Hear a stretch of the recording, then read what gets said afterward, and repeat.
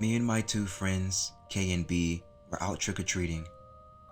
We decided to go to the rich area since we all lived in the poor middle-class area. While we were entering the rich neighborhood, a truck with 5 to 6 men drove past us and yelled something. We assumed that they were drunk. We decided to ignore them and be on our way to get the good candy. We were just minding our own business when the truck stops about 20 feet ahead of us. At this point, the three of us are starting to feel uneasy. We all decided to stop and see what these men were planning on doing. One of the men hops out of the truck bed and then reaches his arm into the truck and pulls out a chainsaw. This man then proceeded to run full speed at us with the chainsaw. This freaked the crap out of us. Kay and I ran up one of the side streets towards a friend's house in hopes to hide out there. B ran in the opposite direction. Kay and I lost the man with the chainsaw after a few minutes, but we hadn't heard from B in a while. After about a half hour of calling B's phone and wandering around the neighborhood, we finally found him. This was one of the most terrifying experiences that I've ever had.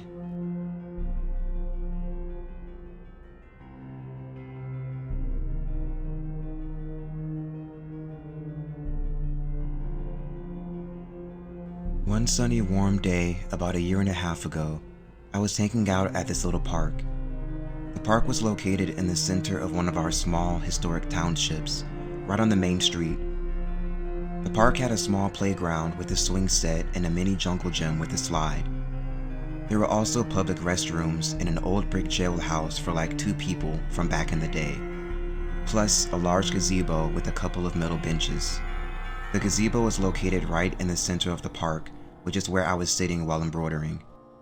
Next to the park, separated by a small road that led to the park's parking lot, there was a historic 2-story building. Outside the back of the building, a massive deconstruction and cleanup project was underway. I could clearly see what was going on from my position on the gazebo steps where I was sitting. On the first day of the cleanup process, I noticed that the only dude left working there for the day seemed to keep staring over at me.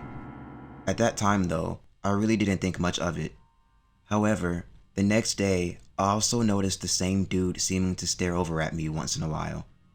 As he was finishing up for the day, a friend that I was talking to at the gazebo decided to head over and ask the dude what was going on over there. As a result, the dude eventually worked his way over to the gazebo with my friend. They talked for a little while, but the dude lingered behind with me even after my friend had to leave. Our conversation was pretty basic, just idle chit-chat. You know, polite but distant sort of stuff. Like stuff about the recent weather, nothing deep.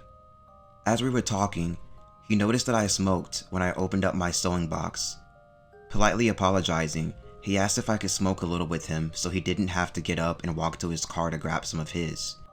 I knew he was just tired after a long day's worth of physical labor, so I understood. But unfortunately, I told him I was out myself at that moment, so he suggested that we both walk back to his car to smoke. Hesitantly, I decided to walk to his car with him. We were out in broad daylight in public, after all. But when we got to his car and he had a quick glance inside, he realized that he forgot his smoke wherever he was staying at.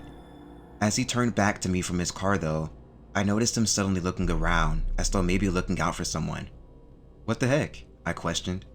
He then told me a rather lengthy story about how he was being stalked by a gang. He said that it had been going on for a couple years at that point. That made me a little nervous, as his whole demeanor had seemed to change since telling me that story. So, trying to change the subject, he suggested that we go to where he was staying to smoke. He said it was only like 5 minutes away from the park.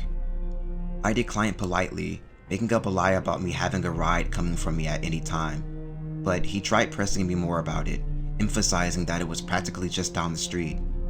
He said it was kind of lonely there, and it would be nice to have some company over. I once again politely refused his invitation, which seemed to frustrate him a little. As he was still trying to talk me into it, I noticed that he had been leaning against his car with one arm on it as he was standing in front of me. I had my back to the car, but it didn't really start to bother me until he put his other hand on the other side of me, sort of trapping me there. I quickly ducked under his arm and stood more freely a few inches over.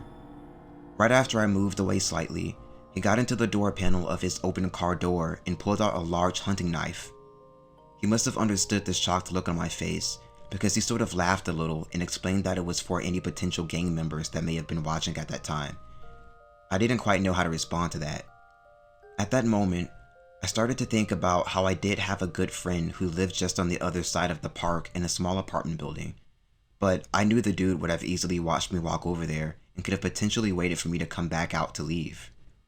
So I started to make an excuse that I should be heading on right then, and he should go home and relax and smoke, and that I was sorry I couldn't go with him. I really just didn't want to piss him off right then, but just as I was about to open my mouth to finish making my polite excuse, he stepped over in front of me and blocked me in with his arms yet again. "Come on," he pleaded with me. "Just come with me back to my place for a bit, and we can hang out and smoke." He reiterated once again that it was only like a 5-minute drive. At that point though, I was done making excuses to this dude.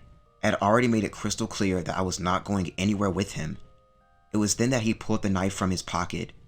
Through gritted teeth, trying to mask his frustration, he said, "Look, I'm just a little lonely, it's all."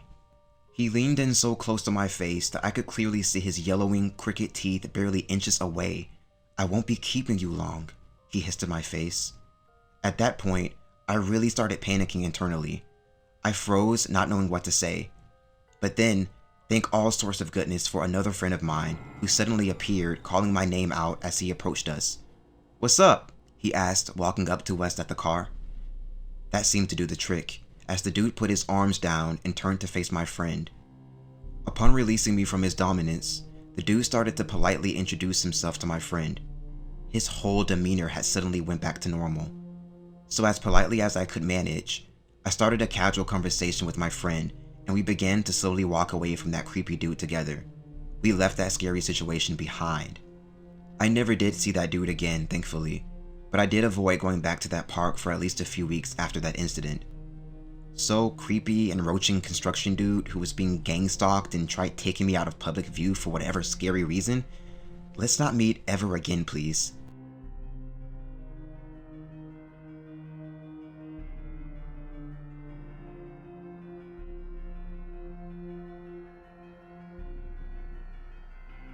Back when I was younger, I remember going to my grandma's house to celebrate holidays or just for general family get-togethers.